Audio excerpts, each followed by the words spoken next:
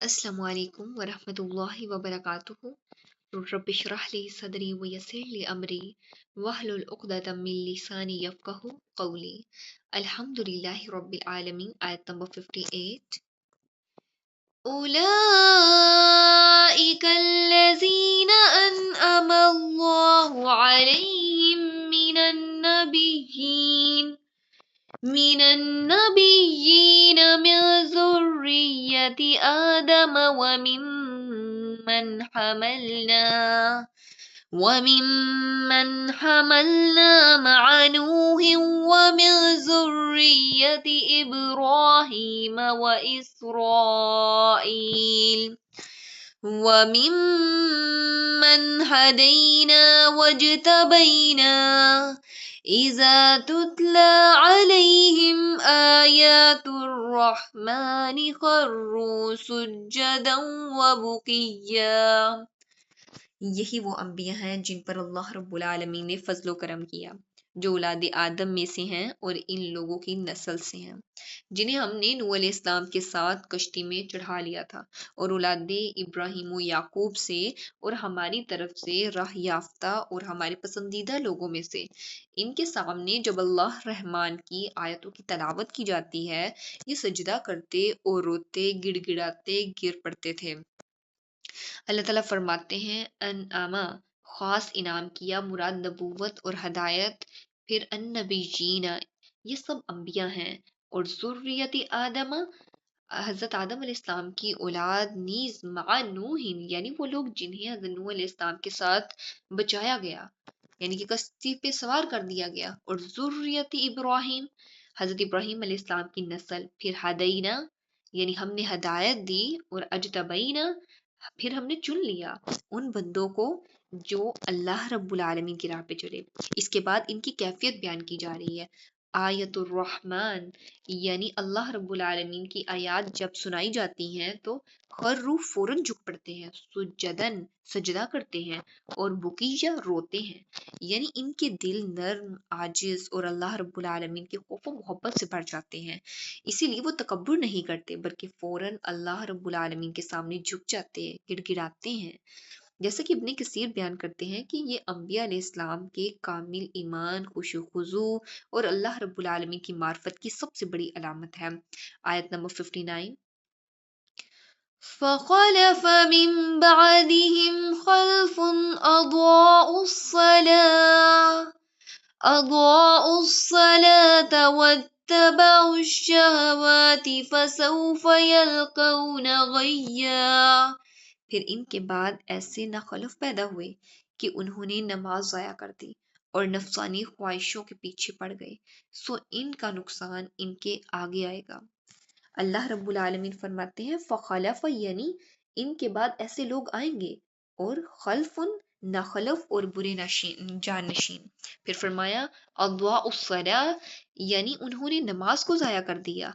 यहाँ अद्वाउ का मतलब है सिर्फ छोड़ना ही नहीं, बल्कि नमाज को सुस्ती, ताखीर और बेतवजही से अदा करना भी है।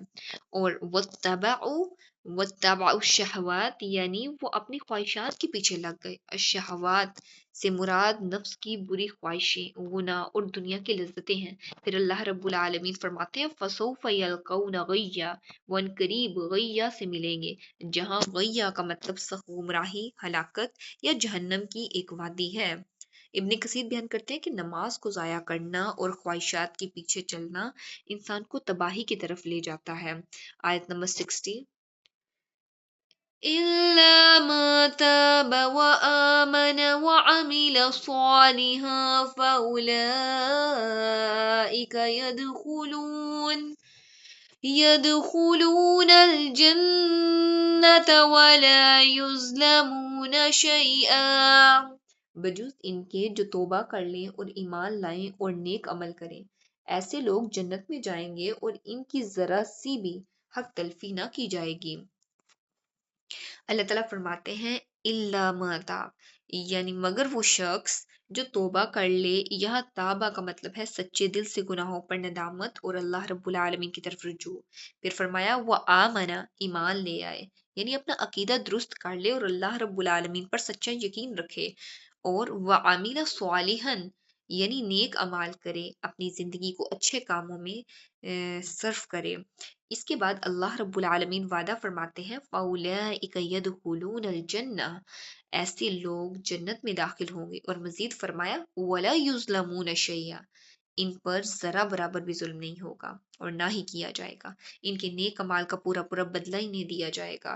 ابن کثیر بیان کرتے ہیں کہ اگر کوئی شخص پہلے گناہوں میں پڑا ہوا ہے لیکن وہ بعد میں ندامت اور سچی توبہ کر لے، اللہ رب العالمین کی طرف رجوع کر لے، ایمان کو مضبوط کر لے، نیک عمل اختیار کر لے، تو اللہ تعالیٰ اسے معاف فرما کر جنت عطا فرماتے ہیں۔ آیت نمبر 61، جنات عدن التي وعد الرحمن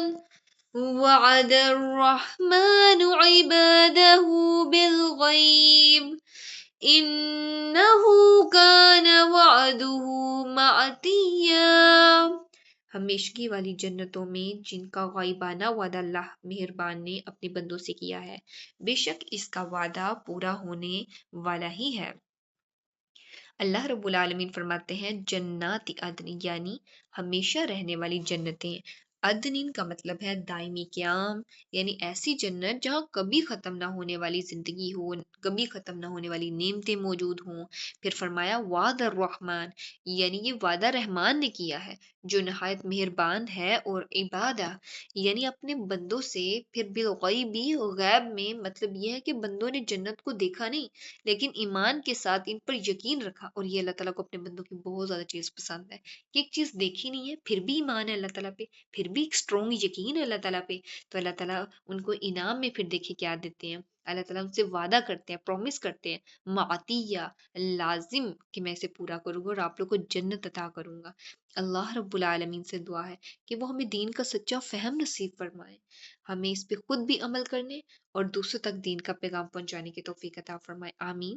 وآخر الدعوانا ان الحمد للہ رب العالمین، سبحانک اللہم وبحمدک، نشہد ان لا الہ الا انت، نستغفرک ونتوب الیک۔ السلام علیکم ورحمۃ اللہ وبرکاتہ۔